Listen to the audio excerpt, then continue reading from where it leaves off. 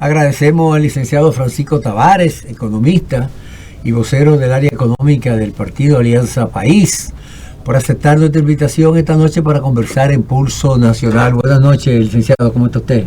Buenas noches, muy contento de estar por acá, por esta invitación y como siempre agradecido de una oportunidad de poder hablar y conversar sobre temas de interés. Bueno, ya el año 2022 está finalizando, estamos en la recta final, apenas faltan algunos días para finalizar el año. Y por supuesto nos gustaría en esta ocasión hacer un balance de la situación, del comportamiento de la economía. La economía dominicana durante este periodo, muchas expectativas, un año en que surgieron tantas cosas. Y sí, me gustaría hacer un recuento de eso. ¿Cómo fue el comportamiento de la economía durante este año? La verdad es que la economía dominicana de manera tradicional ya es parte de su funcionamiento orgánico. Es una economía con capacidad de crecimiento. Eso no se le puede regatear a la economía dominicana, porque ha crecido dentro del rango del 5%, 5.5%, a pesar de todas las situaciones que han ocurrido, altos niveles de inflación, un contexto internacional realmente bastante complicado con relación a la guerra en Ucrania, el aumento de los precios de los insumos alimenticios y un país que no produce esos insumos, sobre todo energéticos, el área del petróleo y sobre todo el maíz, el sorgo y todos esos productos que sirven para la agropecuaria. Definitivamente que eso impactó la economía en el orden de los precios y eso genera algunos niveles de preocupación, no solo en el aspecto en el sentido productivo de las empresas, porque aumenta el costo de producción, sino también para la población en general, que ve cómo sus ingresos se ven menguados por efecto y golpeo de los precios internacionales y en consecuencia los precios de los productos de primera necesidad. Ese es un elemento que hay que tener muy en cuenta. Y el otro aspecto que tiene que ver ya con el sentido más macro de la economía, es decir, cómo se ha comportado la finanza pública en este caso, y las exportaciones en el plano del mercado internacional. Vemos unas finanzas públicas que han estado consistentemente siendo deficitarias, en el sentido de que los ingresos tributarios no han sido suficientes para poder compensar los niveles de gasto que ha tenido que hacer frente el gobierno. Y eso ha ampliado las necesidades de financiamiento y por ende ha hecho un impulso a la deuda pública que ya comienza a ser preocupante, porque un asunto es que cuando la deuda va más allá de la capacidad misma de financiamiento del Estado, de poder hacerle frente a la misma a través del servicio de la deuda, entonces se convierte en una debilidad.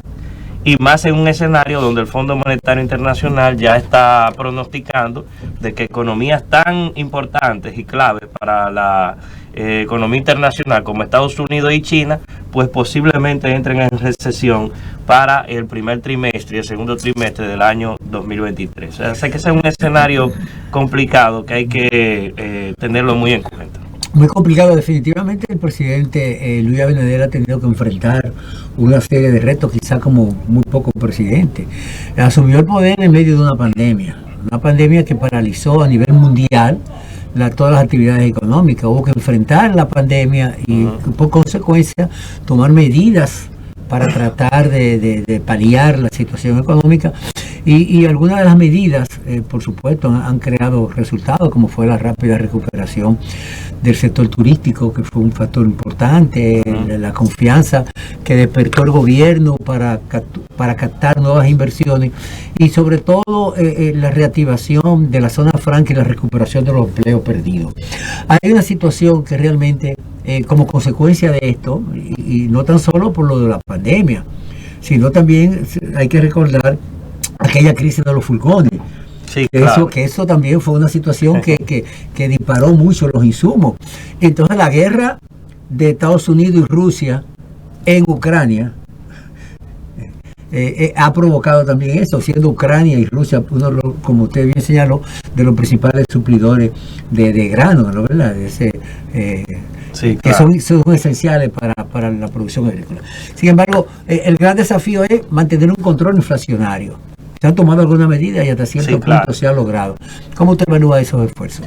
Bueno, el esfuerzo que ha hecho, por lo menos dentro del plano de la política económica, que la política monetaria ha ido pasando de ser flexible a estar un poco más encapsulada, o sea, más restrictiva, en aumento de las tasas de interés. Y eso evidentemente que va a disminuir la presión inflacionaria, pero eso tiene un costo que nosotros tenemos que tenerlo muy pendiente, y es que es posible de que si se sigue incrementando las tasas de interés, sobre todo a nivel internacional, la Reserva Federal tiene mucha influencia en los bancos centrales de la región y sobre todo en el Banco Central Dominicano. Entonces, si eso sigue produciéndose a nivel de Estados Unidos, el Banco Central tendrá que ir ajustando las tasas de interés, y eso puede afectar el flujo de crédito y por ende el consumo y la inversión en la economía, que son dos componentes principales del crecimiento económico.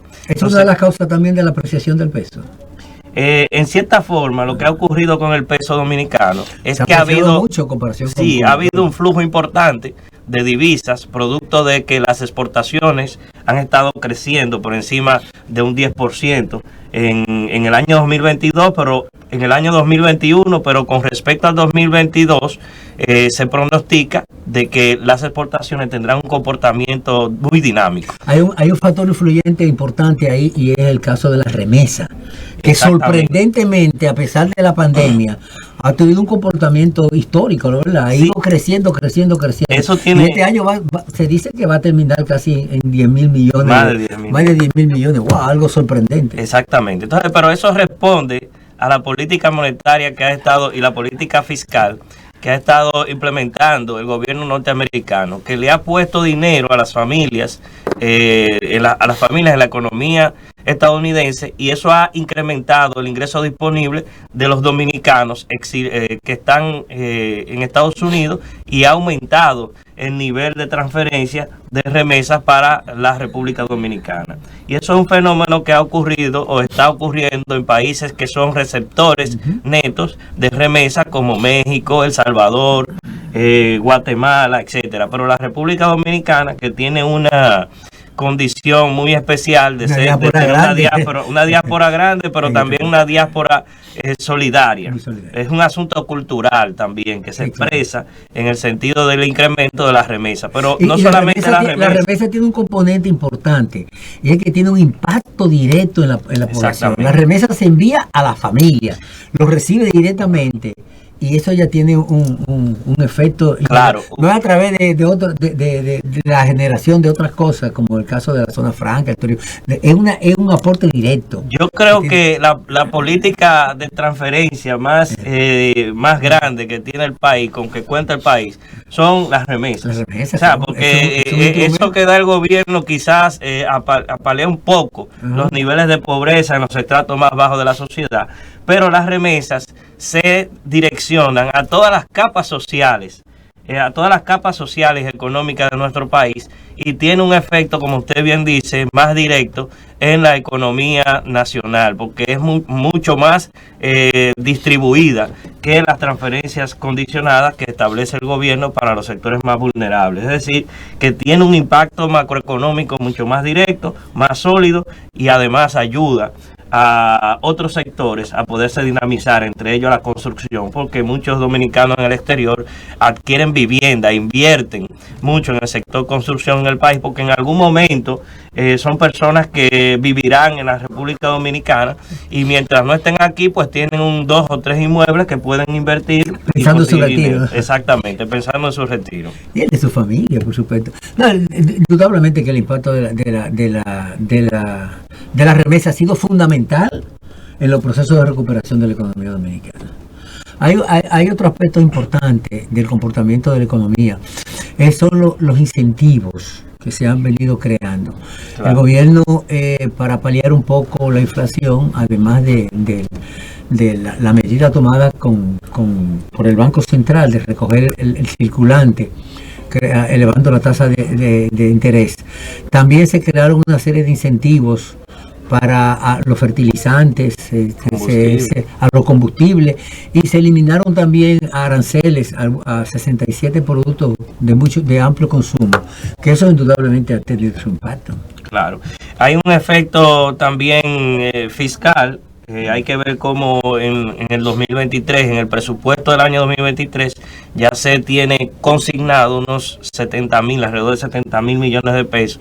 Ya en este año van más de 49.000 millones, según el último corte que ha hecho la Dirección General de Presupuesto con respecto a los subsidios. Es decir, que ha sido una fuente de recursos muy, muy importante que ha tenido que hacer frente al gobierno, porque no lo preveía. Nadie preveía que las condiciones económicas internacionales, a raíz de la guerra de Rusia en Ucrania, se iba a producir en febrero de este año. Pero bien, son cosas que siempre hay que tener pendiente. A veces en economía hay cuestiones que no sabemos que van a ocurrir, pero ciertamente que es bueno que el gobierno está direccionando esos recursos para un poco amortiguar el efecto inflacionario que va a producir la carestía, o que está produciendo la carestía de los precios en los bolsillos de la gente.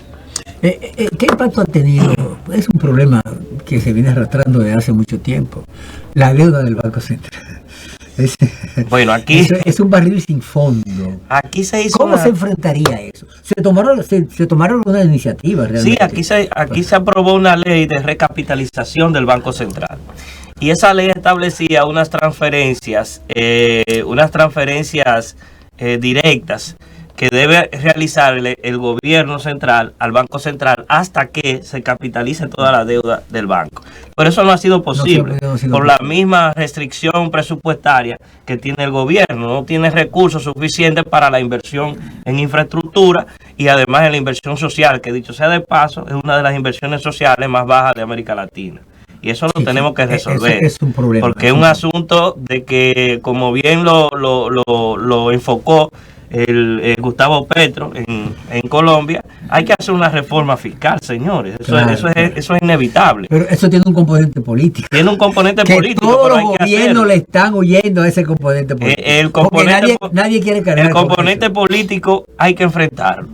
Porque nosotros son medidas que hay que hacer desde que se asume el gobierno. Desde que se asume el gobierno. Tú en ese periodo asimilar el impacto político que puede tener. Definitivamente. Pero una circunstancia como esta, en un año ya casi preelectoral, es imposible hablar de una reforma. No. Yo creo que en estos momentos ningún gobierno asumiría una reforma fiscal. Lo debía hacer al principio.